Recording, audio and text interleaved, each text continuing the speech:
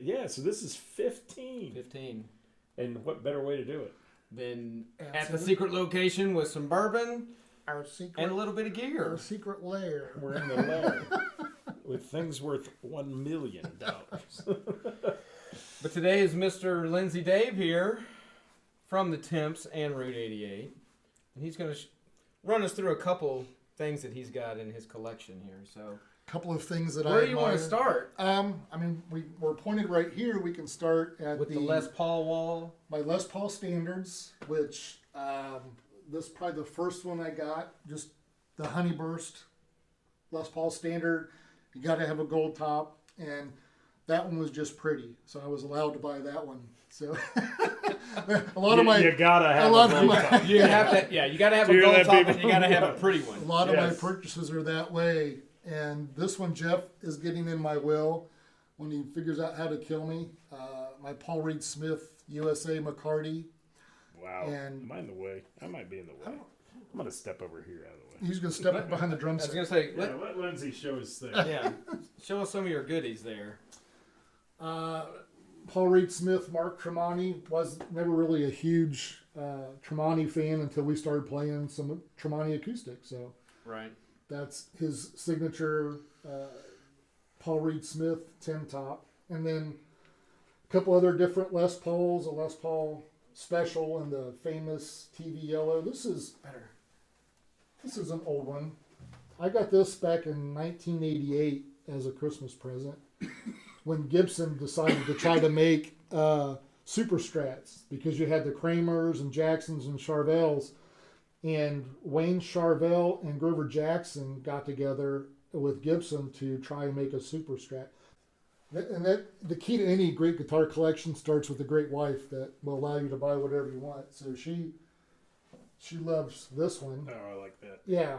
And this is made by a company called Hallmark and a guy named Bob Shade who used to work with Simi Mosley from Allsright. Look at that.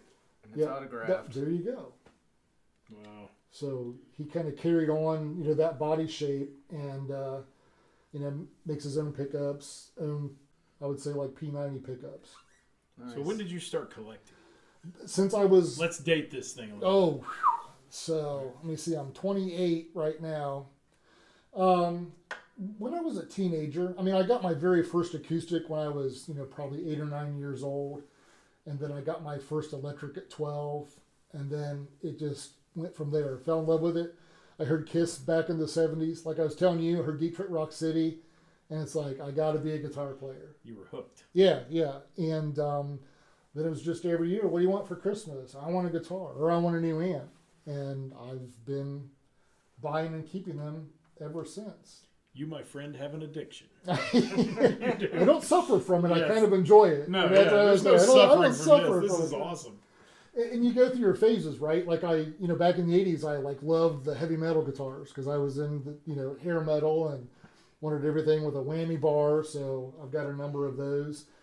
And, then I started getting into the Les Pauls, obviously. And then, got into Fenders a little bit, but not as much as Gibson.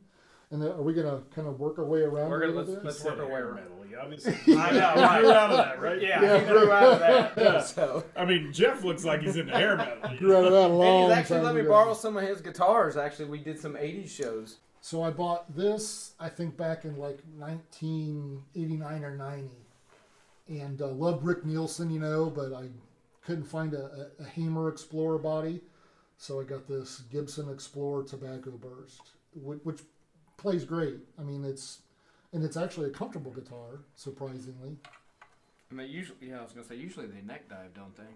The Firebird's neck dive. Oh, that's really, okay. Really bad. These are more not balanced. the Explorers, yeah. You guys are talking in guitar tongue. Well, neck dives. When you wear it, it's like where you're trying to play it and all it's doing is this, and it just keeps going, and you're holding it up while you're trying to play it. Isn't that the creator of the rock stance? Yeah, that's probably why they because do it that. just kept falling Yeah. over. That drugs and alcohol, they didn't have their V8, so they didn't. Yes. So, and then when you have an Explorer, then you got to have a Gibson Modern and a Flying V. These were first introduced in 1958. Not that these are 1958 models by any means, but and that one. This one right here is super It light. still has this plastic on it. Yeah, by the way, I keep plastic on all my guitars because it gives Jeff something to do when we're on stage. And I'm not kidding. He'll come up and start peeling the plastic off of my pick guards when we're playing. But this thing here, see how light this thing I have is. bourbon in my hand. Oh, you don't need a guitar? No, I don't need a guitar. This thing is so, but and Is this it one really does. light. Oh, and it's this one. I'm not a huge Gibson fan. I actually, Wow. of It's everything that sad. I own, I don't own a Gibson yet. But this thing, Resonates and just sounds amazing. it sounds fantastic too. Plays Super great. So you do you're playing all of them. Yeah. Now, when you go out and play shows, though, do you have a specific couple that you take most of the time, or do you trade them out? I trade them out. I mean, there's probably a dozen that I won't play more. You know, for Route 88, we do a lot more country and less hard rock stuff. Right. So I don't, but I've taken my SGs out. I don't know if I've taken any Les Pauls out. My Paul Reed Smiths have come out. My Firebird has come out. This is one that really does a heavy neck dive, and it's got a really fat neck on it too. So if you've got it on your Beautiful neck, guitar. it'll just fall over. And then, big Dave Grohl fan. You know, Dave Grohl plays the Trini Lopez guitars, and they did a reissue a couple years ago, made 200 of these, and then they came out with the Dave Grohl model, which doesn't have this bridge. It's got a stop bar tailpiece, but it's really, really nice guitar. It's a good rock guitar too. People don't always think that with a semi-hollow body guitar because there's a solid block that comes through them, but you know, look at Alvin Lee. You know, back in the day, he played an ES 335, 345, and Chuck Berry. I mean, great rock and roll guitar players that use those semi-hollow bodies. And you can't pass the EVHs up. Oh, yeah. We were talking the hair metal. Yeah, I mean, got to have a few EVH guitars. Just Have you 'cause played Eddie this one just yet? said it. I've played this out with the Temps, Temps? but I've not played it with Route 88. I think it may scare some people away. I think Route 88 ought to do a VH set. Maybe We could find an old EVH song. we could maybe do one. Yeah. We could maybe put that in the set. pull We'll that out a see. little bit. But they're nice. I know they can't see the other one over there, but I don't. You probably can't see the bottom row. This one down here. Yeah, you can't. So we'll lift them up here. So, and then I started to get into, I'll say the more, I don't know, they call them boutique, but more not as mass produced, like the Friedmans, who just like having Holy Jeans, right? You pay somebody else to beat it up, and that costs you a little bit more money, but these guitars have phenomenal necks on them. Dave Friedman out of California. And then when you run out of things to do with all of your studs for making your couches and stuff, you've got the Paoletti guitars that come out of Italy. Those are made from the wine barrels, Yep, old wine barrels. and it's a heavy guitar, but I mean it's neat. I mean Yeah. they're really Wow. with all the studs in them and the metal pick guards, the shotgun shell controls on it. Excuse me, Scott. Really cool. I thought they were really cool. I played a couple of them when I was down in Nashville one time, and I just Didn't never. like them. And that was one that the wife was like, "You should buy one of those." And I'm like, "Are you sure?" She said, "Yes, you should." And I played it. I'm like, "I don't like it, so I can't." Yeah. And I want to play my guitars, you know. Right. So Same. This Rickenbacker 360 Midnight Blue, which the neck is probably perfect for Jeff's hands, but it's really what are you trying to say? the neck is really really small. No, but it's gummy. Yeah, It's really like slick. It's Yeah. a gloss finish. But yeah, that's terrible when you're hot and sweaty and playing That's a- on stage. But it is. It's a really you just take some sandpaper really and you can tiny fix neck. that right up. Yeah, and I had a friend that had a Rickenbacker bass I used to love to play. Oh, they say It those things was are great. nice. And then Jeff's other guitar he's going to this get. one right here is In the the one that will. I'm definitely In the will. stealing.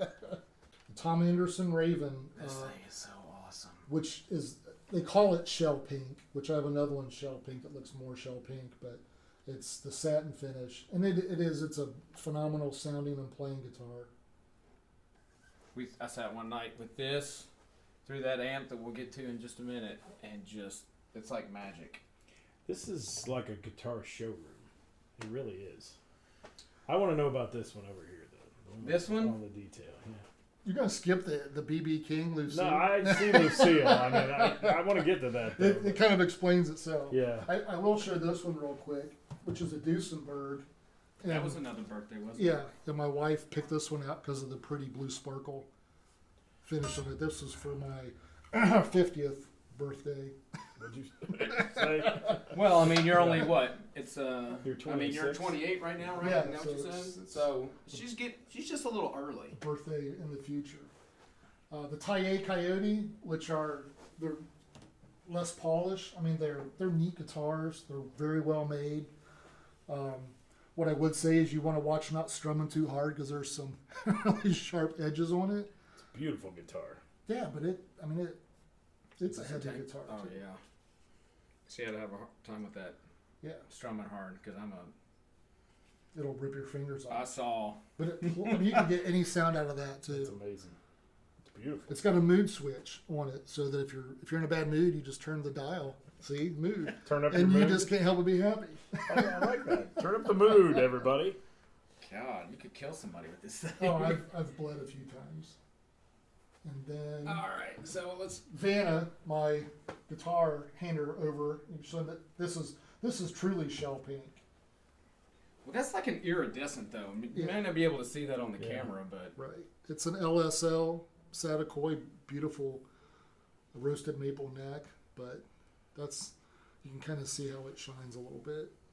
So let's tell the people watching how many guitars you have again. About 65. When you say about. It's 64. it's because he can't count that high. Yeah, 64 or 65. He gets.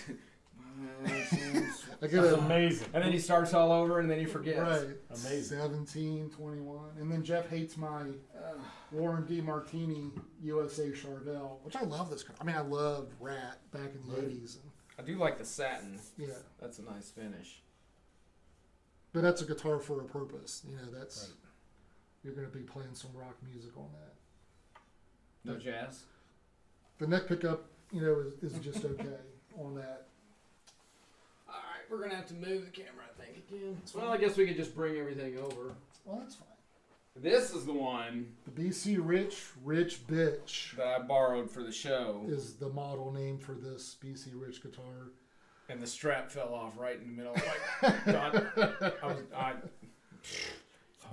Thought you were dropping it went like just like this, and I strummed, and I caught it, and it swung out like that. It looked like I was trying to do something, but I was really just trying to keep it from hitting the ground. Which plays Oh, it actually does. It plays really great. Stays in tune. I mean, it's got the original Floyd Rose. It stays in tune.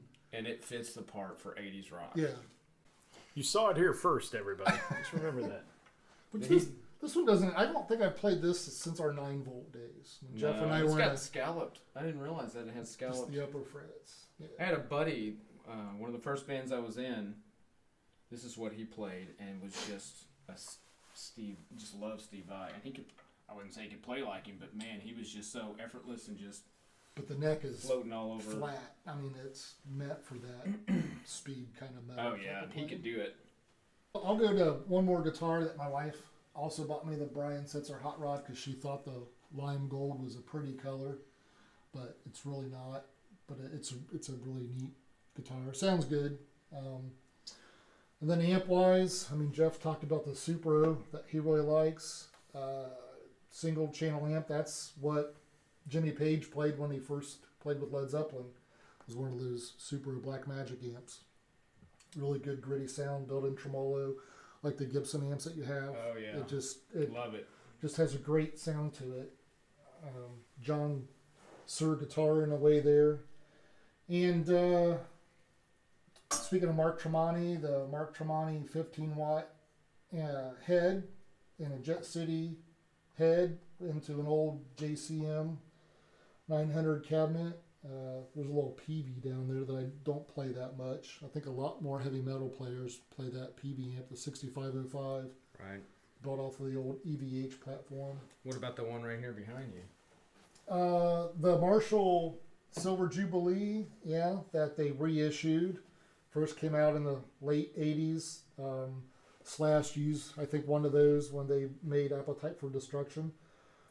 Jeff and I have spoken a lot about the great sound of single channel amps. You know, Yeah. it's nice to have 2 channels if you want to go clean and then dirty, but amps like the Bad Cat, and this isn't even a high-end Bad Cat, but the sound you get out of it is just phenomenal. Yeah, I almost left with that the other night after rehearsal.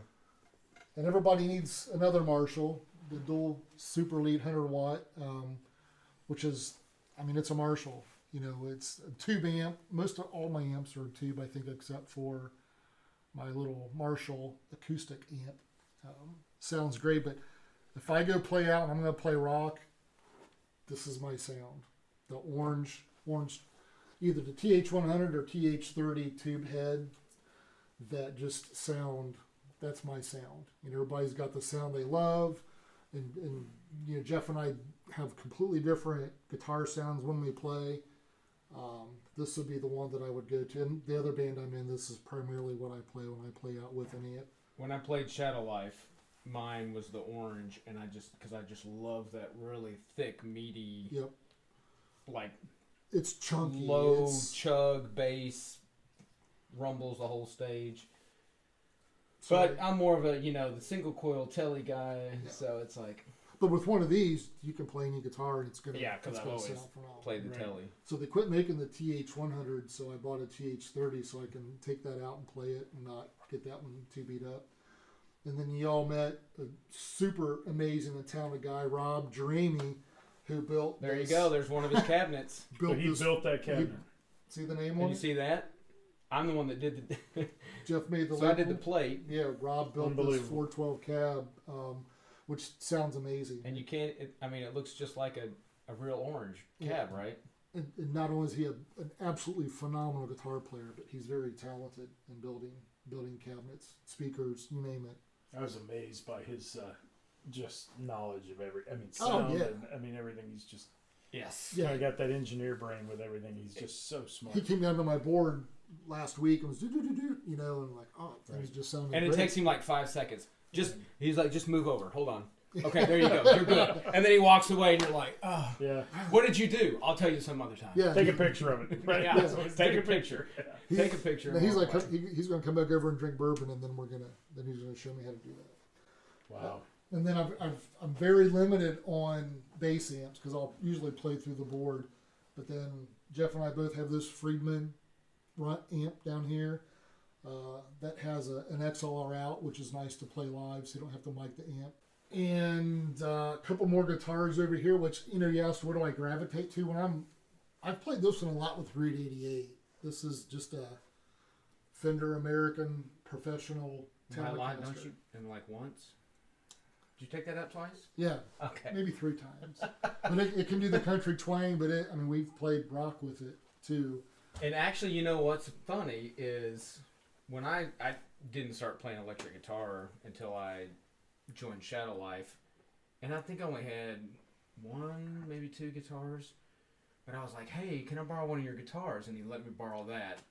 And since then, He's a telly. how fan. many tellies do Yeah. I have now? I got the GNL. Yeah. Like multiple. Which I used to hate those guitars. I used to think, man, they're boring. They're slab body. They came out with those in '51, Right. and players loved them. Players loved those old original tellies. They had lap steel pickups in them when they first started. Really? Yeah, from the '40s they put lap steel. So guitar if you pickups want in the encyclopedia for guitar history, right He here. is the Wikipedia of guitars, I can tell. So just a little neat backstory on those, and then just an older, not vintage, I don't think, just standard American Strat. This one back here never gets any love. This Now you brought that out before. did I Jazzmaster? Well, you brought that out when we were in 9-volt It's one time, and that was. it's pretty. It's one of the pretty ones. And I think I asked to borrow this one time, and I played it once, and I was like, eh. Yeah. Well, the it's pickups just aren't juicy enough. twangy surf. It's not. I know some people play rock music with it. And look, there's just a tiny piece of plastic left. You just got to pop that knob off.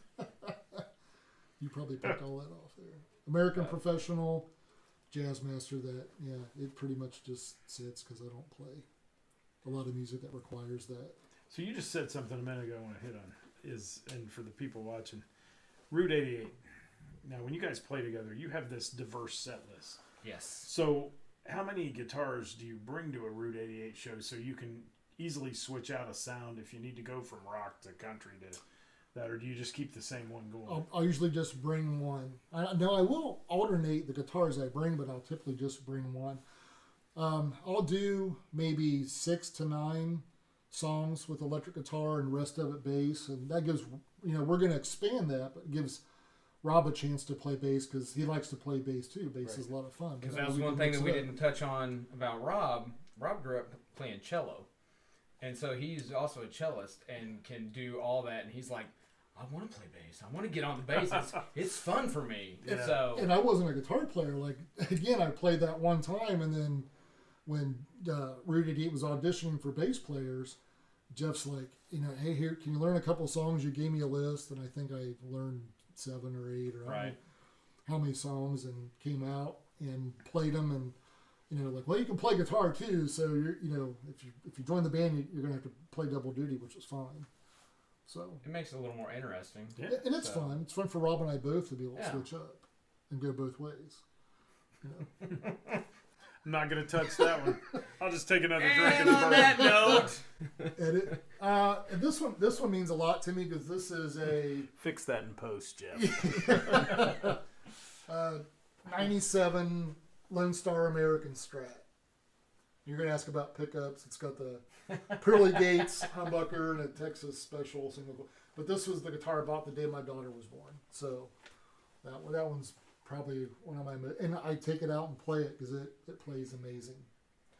And Rob and I both have this amp head, dual channel Supro head, 50-watt head. That sounds great. And if you have an Eddie Van Halen guitar, you got to have an Eddie Van Halen amp. So I mean, you got to have a matching set, right? it's been out a few times. That it sounds pretty good. You said you picked up a guitar at age what? What was it again? Probably about 8 or 9 was I had my first one. Was playing "Smoke on the Water." Okay, I was going to ask you what the first song was. Yeah. What was the first song that you learned? First song I learned was "Smoke on the Water," and the first song I wanted to learn was "Detroit Rock City." I think the first difficult song I learned was probably "Stairway to Heaven." Difficult. How did I know that one was? Yeah. Yeah. I still love that Wayne's World movie. Oh, yeah. No Stairway to Heaven in the guitar store, but Yeah. how many people that work in guitar stores you think have heard that lick? Make sure we always play it when we go. Yeah. So that was my very first song because you could play it on one string with "Smoke on the Water." Great. And loved Kiss back in the mid '70s. I know I'm showing my age there, but that's when I fell in love with Detroit Rock City. The year that came out, I was hooked. And Oh, the guitar working, that it's just then it was Kiss Alive. It's rock. Then you start expanding on the good Kiss stuff back from that era, and then you have to get into Led Zeppelin and Jimi Hendrix and a little bit of the Doors and the Who, and then the late '70s came around and it's Eddie Van Halen, and then a few years later it's Randy Rhoads and Ozzy Osbourne, and then the whole '80s hair metal. right. Hard rock stuff came out, and MTV, when they actually played music and you were exposed to, MTV's 120 Minutes is when I started to get into stuff like The Cure and The Replacements and, whole different kind of style of music. The Clash was just, even before Combat Rock.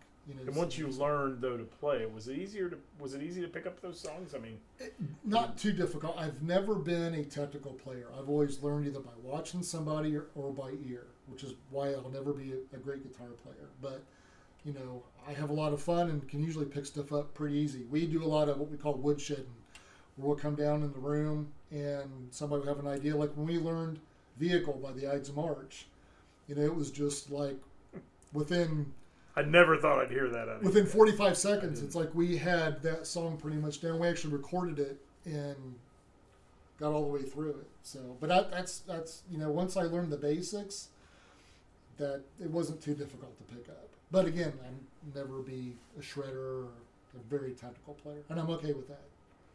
Show us the rest of this. I'll step out of the way. Yeah. I got very few basses, but kind of the foundation, the precision bass. But I bought that actually, when Jeff asked me to join the band, I went out and bought that.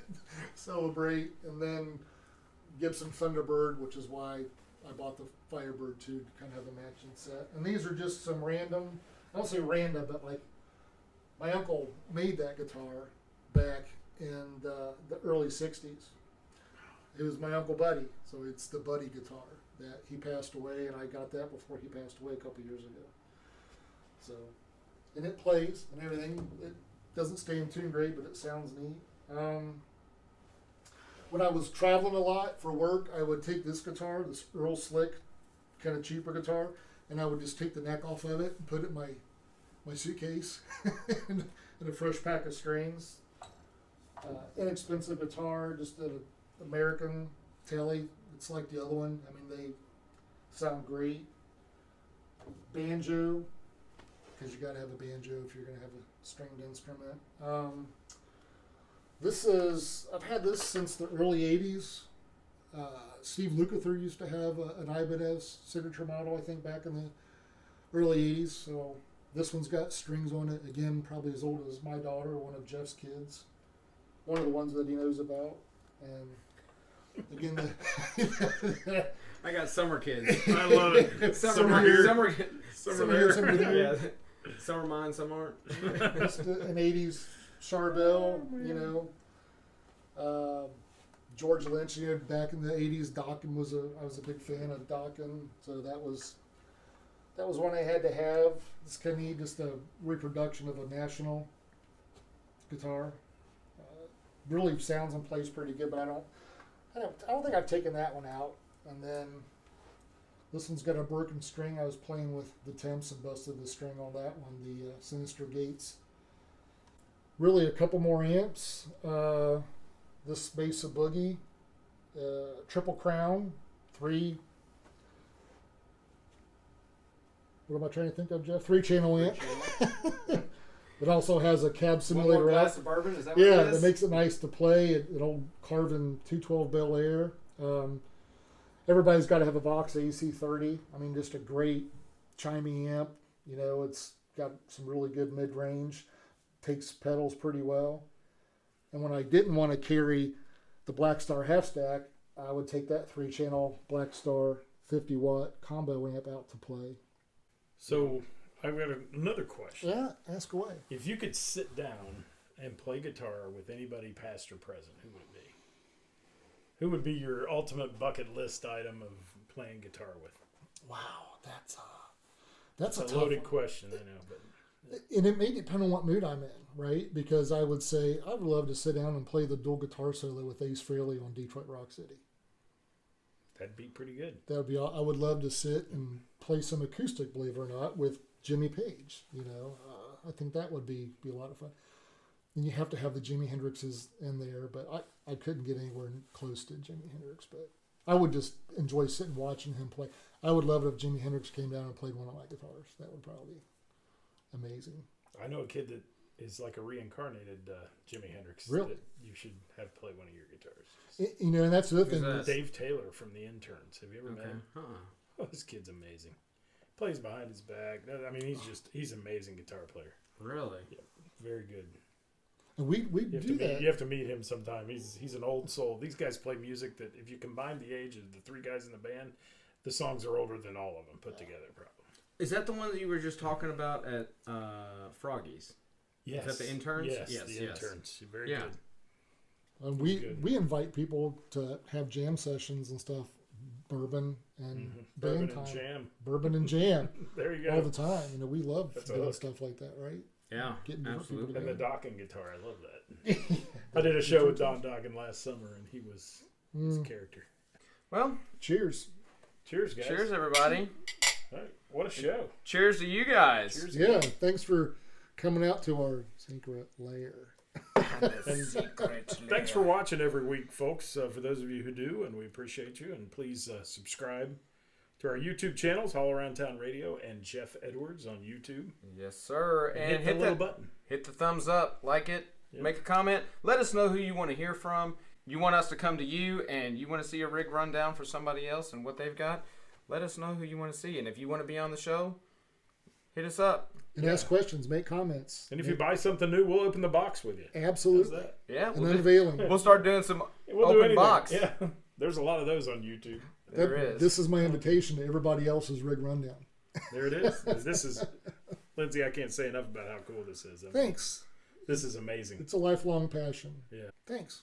Totally amazing, and what a collection. And your bourbon selection is excellent, by the way. We'll do an episode on bourbon. Yes, bourbon tasting. Coming up next. But we've got to have Nick Wheeler here for that. We do have to have Nick. Yeah, Nick. We promised Nick that would happen.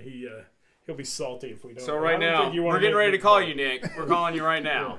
You don't want to make Nick mad. I've never seen him mad in his life. But, And you know, yeah, if he get ready to get mad. like poking the bear. Oh. 20 minutes to get here, Nick. Yeah. Thanks, everybody. All right, care. we'll see you guys. Bye-bye.